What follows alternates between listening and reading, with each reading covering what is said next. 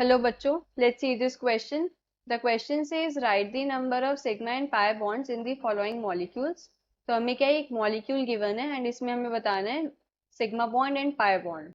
So key concept of this question is key concept क्या है इस क्वेश्चन के अंदर. Sigma bond and pi bond हम डिस्कस करेंगे कि सिग्मा बॉन्ड क्या होता है और पाई बॉन्ड क्या होता है. पाई बॉन्ड. सो फर्स्ट मैं डिस्कस करूँ अगर सिग्मा बॉन्ड. तो सिग्मा बॉन्ड क्या होता है, ये क्या होता है, हेड ऑन ओवरलैपिंग से बनता है एटॉमिक ऑर्बिटल्स की. कोवलेंट बॉन्ड होता है. तो it is a covalent bond. It is a covalent bond.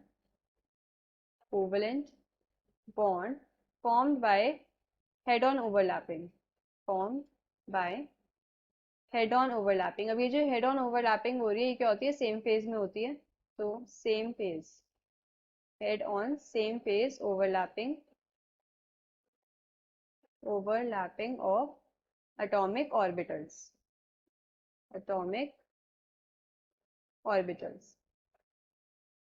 तो अगर मैं इसका एक एग्जांपल लूँ, सपोज मेरे पास ये एक s ऑर्बिटल है और सेम फेज में ही मेरे पास क्या है, एक p ऑर्बिटल है.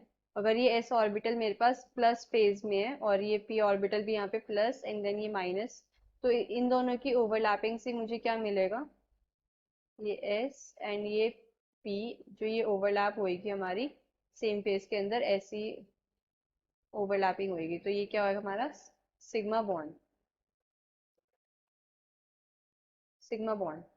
सो अगर मैं अब पाई बॉन्ड डिस्कस करूं, पाई बॉन्ड क्या होता है, जैसे sigma bond head on overlapping से बनता है एटॉमिक ऑर्बिटल्स की, पाई बॉन्ड जो होता है वो साइड वाइज ओवरलैपिंग से बनता है.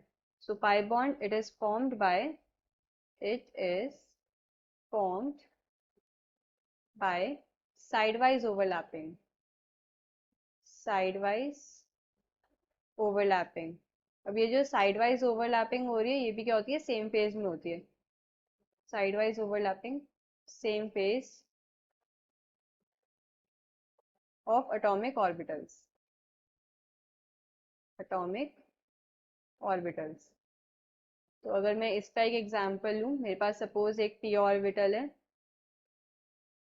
ऐसे, और मैंने एक और ही p ऑर्बिटल लिए सेम फेज में.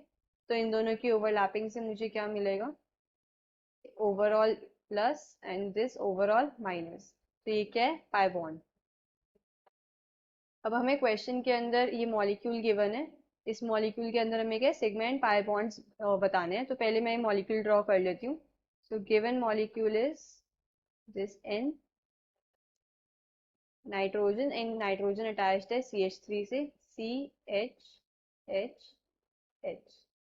सो अब क्या है कि अगर मैं देखूं रिंग के अंदर जो ये कार्बन प्रेजेंट है, तो ये वाला जो कार्बन है इसमें क्या है कि इसने दो बॉन्ड्स बना रखे हैं एंड कार्बन क्या है, चार बॉन्ड्स बनाता है. तो यानी दो बॉन्ड्स क्या है, हाइड्रोजन. सिमिलरली ये रेस्ट कार्बन जो है रिंग के अंदर, इनसे क्या है, दो दो हाइड्रोजन अटैच्ड हैं. Hydrogen, hydrogen, hydrogen and hydrogen. Nitrogen three bonds बनाता है, उसने थ्री बॉन्ड्स बना रखे हैं तो उसकी वैलेंसी कंप्लीट है. अब मैं यहाँ पे number of sigma bonds count करूँ. सिग्मा बॉन्ड्स के सिंगल बॉन्ड से रिप्रेजेंट करते हैं. जो फर्स्ट इंट्रैक्शन होती है वो सिग्मा बॉन्ड होती है.